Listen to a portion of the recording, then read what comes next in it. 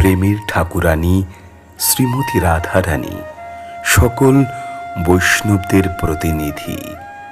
তাকে সকল বৈষ্ণবদের ক্যাপ্টেন বললেও যেন ভুল বলা হয় না, কেননা প্রেমময়ী রাধারানী আমাদের দেখিয়েছেন ভগবান পূর্ণ ব্রহ্ম সনাতন সচ্চিদ আনন্দ বিগ্রহ অনাদিরাদি গোবিন্দকে পাওয়া কত কঠিন।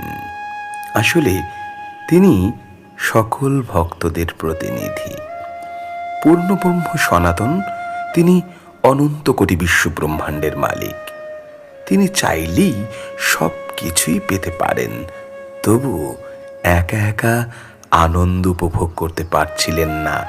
তাই নিজের বাম অঙ্গ থেকে তিনি সৃজন করেছিলেন তার প্রেমময়ী রাধারানীকে, যাকে আমরা কৃষ্ণের লাদিনী শক্তি, আহ্লাদ অর্থাৎ আনন্দ, অর্থাৎ ভগবান কৃষ্ণের সকল আনন্দের উৎস যেন লুকায়িত ছিল প্রেমময়ী রাধারানীর কাছে।